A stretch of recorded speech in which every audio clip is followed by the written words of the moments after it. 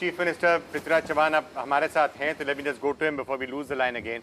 Mr. Chavan, thank you so much for joining us. I came and met you just a couple of months back and we were discussing many of the steps that you said you wanted to take for the protection of the tiger. I just wanted to ask you how much luck you've had with those, how much success?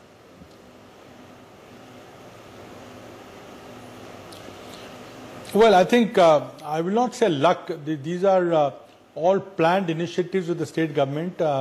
I'm happy that the tiger population in the state has gone up from 103 to 169 over the last census, which is, I think, carried out in 2005. The 2011 numbers are 169, which is a good news. But also, it is putting a lot of pressure on the area that is available to all these tigers.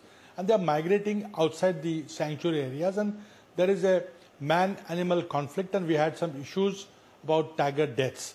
Also, when tigers leave the sanctuary, there is an incidence of poaching. So while there is a success in the growth of tiger population, and we are very happy about it, there are also issues associated with it. I'm happy to report that recently we have created 4 new tiger reserves. These are totaling an area of about 600 square kilometers. Now, that will create a corridor for tigers because there is a lot of movement of tigers, although it's not a contiguous corridor still, but with the sanction of Umred Sanctuary, the entire central India tiger reserves are getting now connected. And that will, I think, ease pressure, land pressure compared to the tiger population. We've also been able to create buffer in 4 out of 3 reserves. The 4th Koina reserve, the buffer is going to be delineated soon. We have a very good news as far as new forest guards are concerned. We've been able to recruit a lot of people. And most important, we have created a local economic vested interest in the local tribal population, which gains out of increased tiger tourism. So we're not focusing so much on 5-star wildlife tourism, but we are getting local people involved in the tourism activities, so the local incomes are generated. That has been a very positive development, I think. We were talking earlier with Anish, who is quite knowledgeable about the location of these game parks, and he informed us that a lot of them share boundaries with other states, and because they do share boundaries, how can we facilitate the movement of the tiger into the other boundary, which happens to be in adjoining states, and whether your government will be able to do that for the benefit of the tiger?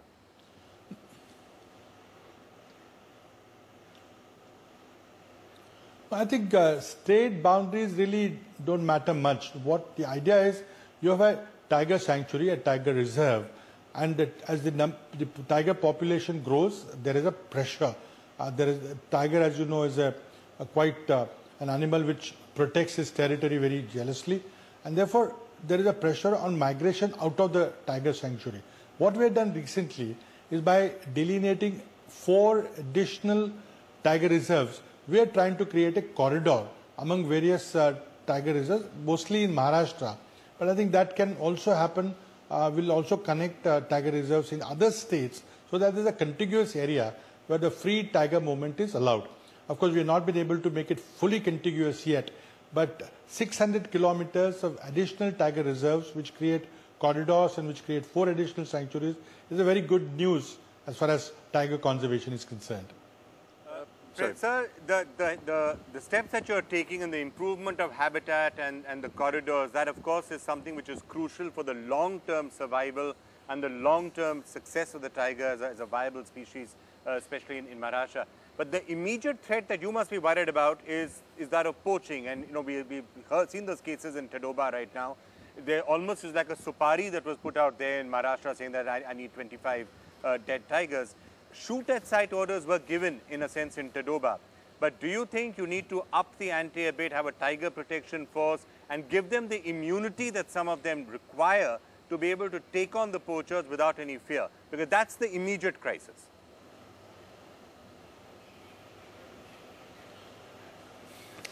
Well, we have already launched the Special Tiger Protection Force. People have been recruited, training is started. We have also created a secret fund, and we also created what we call in Marathi one patils. We have a position, a police position of police patil in the state, which are not really government employees directly, but they act as facilitators between the village and the government. Similar to police patil for police, we have got one patils for forests, and this is a new concept where we are creating a team of people in the villages who will inform us about possible poacher movement. If you talk about the numbers that I have, we have 10 tiger deaths, 5 of them were natural deaths, 2 were territorial fights causing deaths, there were 3 poaching cases and 1 case where a trap was discovered and the tiger was released. Yes, there are cases of poaching, there are reports about suparis, contract killing of tigers, but it's a fight which will have to continue. But the actions taken by us in recruiting a large number of forest guards, in regularizing over 5,000 forest guards who are not were on temporary duty for almost 20 years, were regularized with one stroke last month, so that they will be on regular roles. In training, we are trying to recruit local people and also making sure about their physical fitness, so that the local tribal people get recruited as a tiger protection force. So Special Tiger Protection Force, one patils, the secret funds which have been created for informers, all these things will help us to fight poachers in a much better way. Sir, in Tadoba, you had a lot of mining happening at one time. Then the government notified buffer zone, and then a lot of the mining activity stopped. But now again, there's a major push for coal mining. Where does the government stand on this?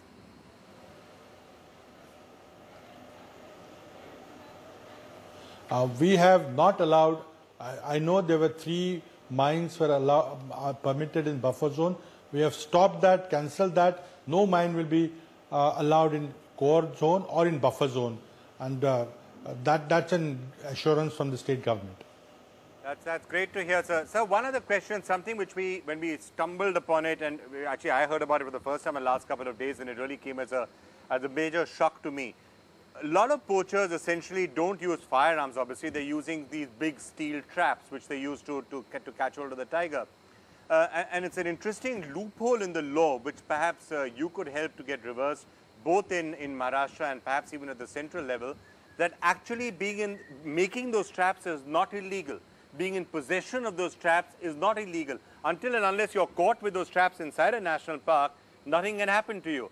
And that's a loophole which the poachers are using very successfully.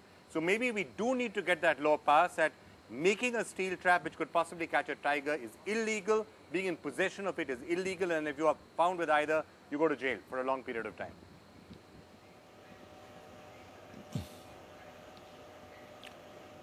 Well, I think this has come to my notice, and I think we'll rectify the law so that even manufacturing a trap or being in possession of a tiger trap will be made illegal, and action will be taken against it.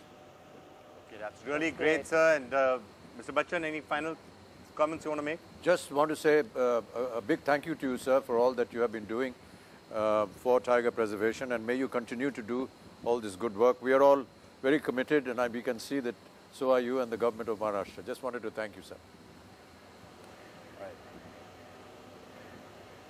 All right. Thank you. All right, Mr. Prithviraj Chavan, Chief Minister of Maharashtra, thank you so much for being with us. India's #1 news app. Just got even better. Download NDTV's new app. Fully optimized for retina display. Full screen view. Faster response time.